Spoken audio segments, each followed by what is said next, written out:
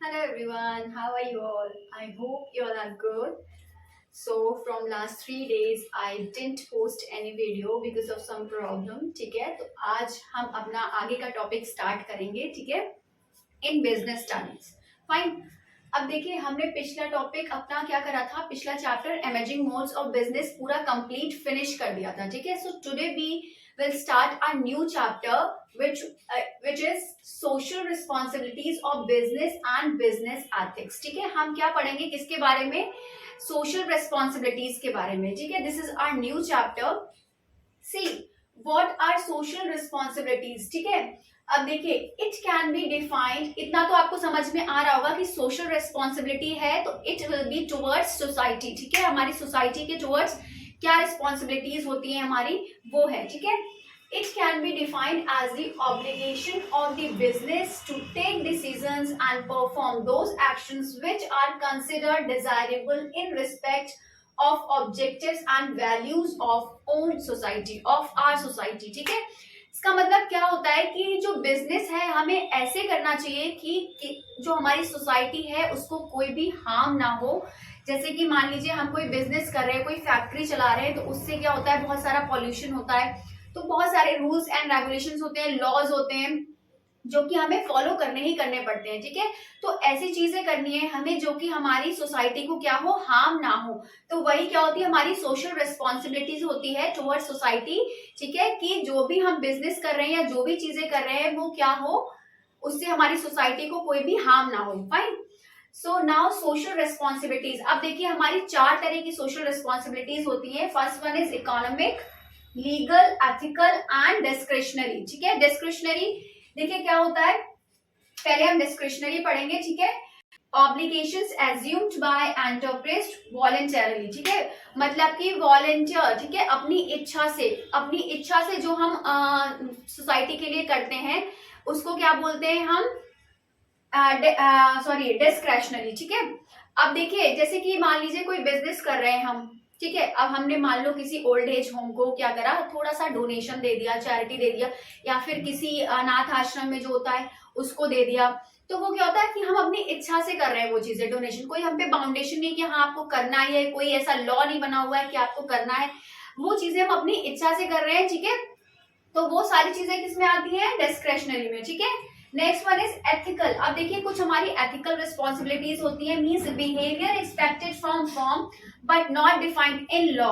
अब जैसे कि एक फर्म है, फाइन, उसमें जो हमारा जो मैनेजमेंट है उसका बिहेवियर टुवर्ड्स एम्प्लॉयज कैसा है, कि वो अच्छा बिहेव कर रहे हैं अपने एम्प्लॉयज के साथ या नहीं कर रहे हैं, जो कि लॉ में चीजें नहीं लिखी हुई है, लेकिन still they have to behave properly with the employees या जो भी वर्कर्स हैं. ठीक है, सबके साथ. लेकिन ये चीजें लॉ में तो नहीं लिखी हुई है but they are still doing. So these kind of responsibilities are known as ethical responsibilities. Fine. Next one is legal. अब देखिए लीगल क्या होती है, फॉलो द लीगल वर्ड से ही आपको समझ में आ रहा होगा कि ये किसके थ्रू होती है, लॉज ये बने हुए होते हैं. ठीक है, follow the laws of the land. ठीक है, इसमें क्या, इसका क्या मतलब हुआ कि जो भी लॉज बने हुए हैं वो हमें फॉलो करने पड़ते हैं. ठीक है, लीगली वो चीजें क्या होती है, वैलिड होती है. अगर हम नहीं करेंगे वो चीजें फॉलो तो हमारा जो बिजनेस होगा या जो भी हमने फैक्ट्रीज इंडस्ट्रीज जो भी अपनी डाल रखी है वो क्या हो जाएगी, इलीगल हो जाएगी. ठीक है, next one is paying taxes. अब मान लो हम बिजनेस कर रहे हैं but we are not paying taxes regularly. ठीक है, तो वो भी क्या हो जाएगा, इलीगल हो जाएगा कि हम लोग टैक्सेस पे नहीं कर रहे हैं, तो वो चीज भी हमें फॉलो करनी पड़ेगी. तो ये सारी चीजें क्या होगी, लीगल रिस्पॉन्सिबिलिटीज. ठीक है, now last one is economic. अब इकोनॉमिक का मतलब भी होता है कि वो चीजें जो कि हम किस लिए कर रहे हैं, मेन टू अर्न प्रॉफिट. ठीक है, main aim is to earn profit.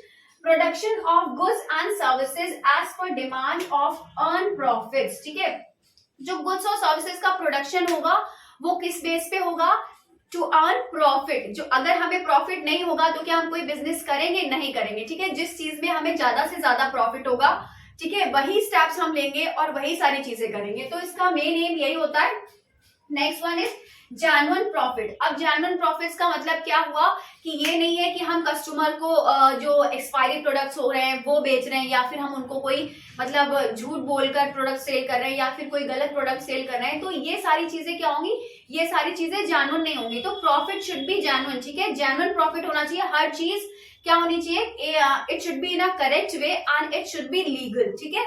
तो ये सारे क्या हो गए, इकोनॉमिक की भी कुछ रिस्पॉन्सिबिलिटीज होती है, इसीलिए मैंने आपको लास्ट में कराया, क्योंकि इसकी और सारे पार्ट्स होते हैं, ठीक है, कि हमें किसके टुवर्ड्स अपनी रिस्पॉन्सिबिलिटीज शो करनी है, ठीक है। So these all are the economic, legal, ethical and discretionary, ठीक है। ये सारी क्या होगी, हमारी सोशल रिस्पॉन्सिबिलिटीज हो गई। Now we are going towards economic responsibilities, हमारी किस किस के टुवर्ड्स होती है, ठीक है। So social responsibilities towards, first one is share holder और ओनर। अब बिजनेस में शेयर होल्डर मैं आपको पहले एक्सप्लेन कर चुकी हूँ कि क्या होते हैं। जैसे कि मान लो जिसने हमारे शेयर्स परचेज किए होते हैं वो क्या होते हैं, शेयर होल्डर, और वो उस कंपनी के उतने परसेंट के लिए ओनर बन जाते हैं जितना उन्होंने शेयर परचेज कर रखा है, ठीक है। इसीलिए इसमें और ओनर्स लिखा हुआ है, और ओनर्स मीन्स उस जैसे मान लो मैंने 50 शेयर्स परचेज कर रखे हैं, ठीक है, तो मैं उस 50 शेयर की क्या हो गई, ओनर हो गई उस कंपनी की। चाहे आपने एक शेयर परचेज कर रखा हो, चाहे आपने 1 लाख परचेज कर रखे हो, लेकिन आप ओनर फिर भी हो जाएंगे, लेकिन उतने ही शेयर्स के लिए, उतने ही अमाउंट के लिए जितना आपने परचेज किया है, फाइन। अब इनके टुवर्ड्स क्या रिस्पॉन्सिबिलिटीज होती है, providing fair rate of return. जैसे कि अब क्या होता है, उनको जो परचेज करते हैं तो उनको कुछ मिलता है उसके बदले में, तो वो क्या करते हैं कि जो रिस्पॉन्सिबिलिटी है उनकी क्या है कि शेयर होल्डर्स को क्या करना चाहिए, फेयर रेट प्रोवाइड करना चाहिए, ठीक है। Next one is provide regular, accurate and full information about business. अब आपको पता है कि शेयर होल्डर्स ओनर्स होते हैं, ठीक है, तो उनको सारी इंफॉर्मेशन जो भी बिजनेस में हो रहा है, प्रॉफिट्स और लॉसेस और एनी अदर इंफॉर्मेशन, तो क्या होना चाहिए, उनको सब चीजों के बारे में शेयर होल्डर्स को इन्फॉर्म करना चाहिए, ठीक है, क्योंकि they are also owners. Next one is providing information regarding future plans. अब मान लो बिजनेस में जो शेयर होल्डर्स तो बिजनेस में रहते नहीं है, क्योंकि वो तो अलग अलग कंट्री से, बहुत सारी जगह से वो क्या होते हैं, फैले हुए होते हैं, क्योंकि एक जगह तो होते नहीं है, अलग अलग जगह से लोग शेयर्स को परचेस करते हैं और शेयर होल्डर्स क्या होते हैं, वो बन जाते हैं। तो इसीलिए जो बिजनेस में बोर्ड ऑफ डायरेक्टर्स हैं जो मैनेज करते हैं सारी चीजों को, तो उनको क्या करना चाहिए, सारे फ्यूचर प्लान्स जो भी वो प्लान कर रहे हैं, they should inform to the shareholders, ठीक है, उनको सारी चीजें शेयर होल्डर्स को इन्फॉर्म करनी चाहिए, फाइन। तो ये सारी रेस्पॉन्सिबिलिटीज हो गई हमारी टुवर्ड्स शेयर होल्डर्स और owners. Now next one is consumers. Consumers कौन होते हैं, जो गुड्स को कंज्यूम कर सकते हैं, कि आई एम अ कंज्यूमर, ठीक है, मैं कोई गुड्स परचेज करती हूँ मार्केट से, मैं उसको कंज्यूम करती हूँ। मान लो मैंने एक ब्रेड का पैकेट लिया और उसको मैंने कंज्यूम किया, ठीक है, खाया, तो मैं कौन हो गई, कंज्यूमर हो गई, राइट। अब इनके टुवर्ड्स क्या होते हैं कि good quality products at reasonable cost. हमें उन्हें क्या करना चाहिए, बिजनेस वालों को, कि गुड क्वालिटी प्रोडक्ट्स प्रोवाइड करने चाहिए अपने कंज्यूमर्स को।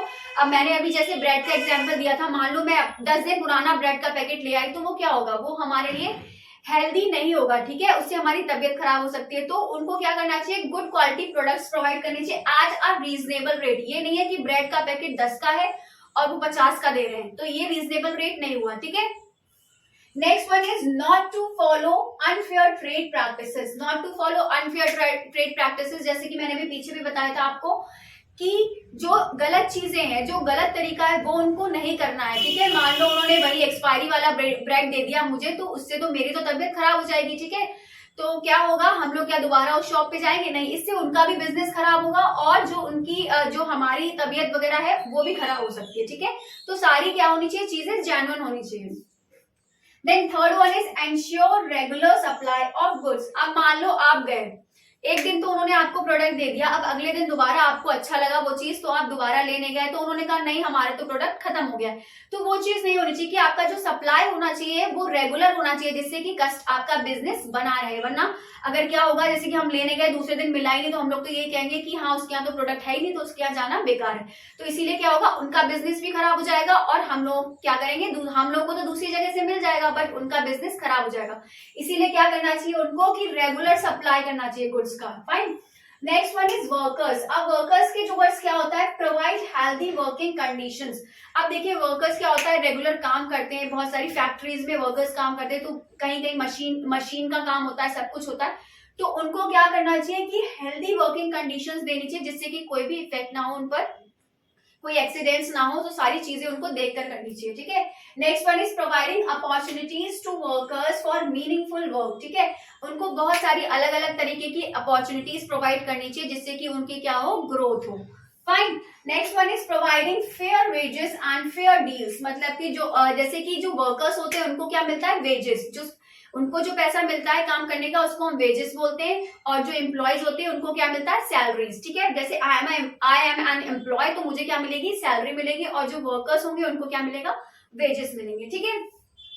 तो क्या हो जाएगा यहाँ पर, उनको फेयर वेजेस देने चाहिए। ये नहीं है कि आप वो एक इंसान 24 घंटे काम कर रहा है, उसको आप दिन के सिर्फ 100 रुपए दे रहे हो, तो इट इज नॉट फेयर ना। तो उनको क्या होना चाहिए, फेयर वेजेस प्रोवाइड करनी चाहिए। Next one is providing incentives. अब incentives can be in monetary form also, ठीक है।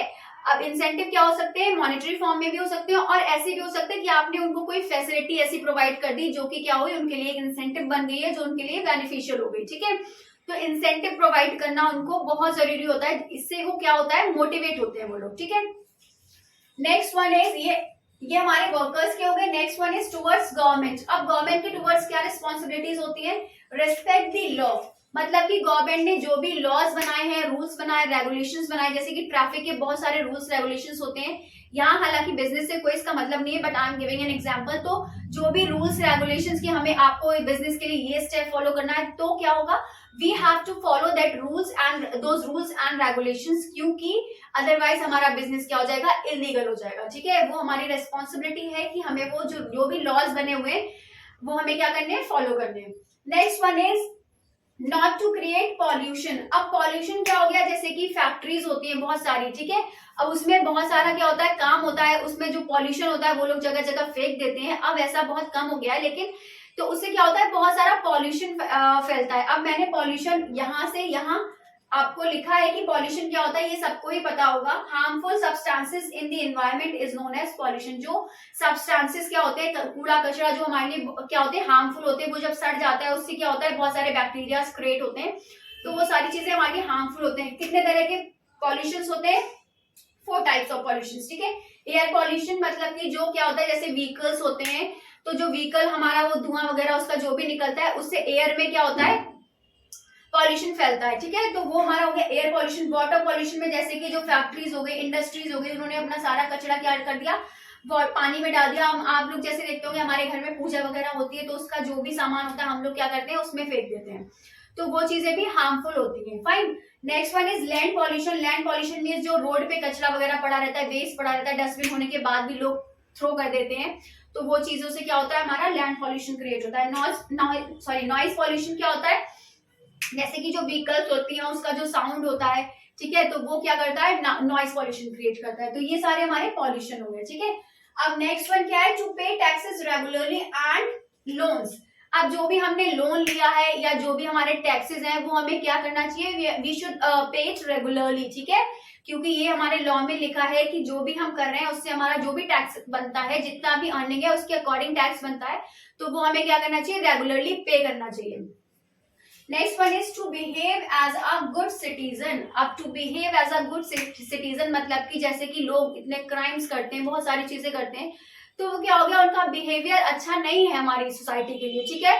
So we should behave properly, ठीक है, we should be a good citizen for our society, ठीक है। तो ये सारी क्या होगी, हमारी सोशल रिस्पॉन्सिबिलिटीज हो गई towards share holders and owners, towards consumers, towards workers and towards government, ठीक है। अब इसमें क्या हो गया, ये सारी चीजें हमने इस चैप्टर की अप्रोक्स 65% हमने इस चैप्टर का इसमें कवर कर लिया है। इन नेक्स्ट वीडियो एक वीडियो और आएगी, उसमें हम लास्ट का जितना भी पार्ट बचा है 30 और 35% वो हम अपना कवर कर लेंगे, ठीक है। So this is all about this chapter, I hope you all understand, ठीक है। इट्स वेरी इजी, सारा कुछ हमारा जो रियल लाइफ है उससे ही रिलेटेड है, तो इट इज वेरी इजी, एक बार आप अपनी बुक से पढ़िएगा, ठीक है। So that's all for today. I hope you all like my video. Kindly do like, share, comment and subscribe my channel. Thank you. Till then, bye bye. Take care. Have a good day and take a screenshot.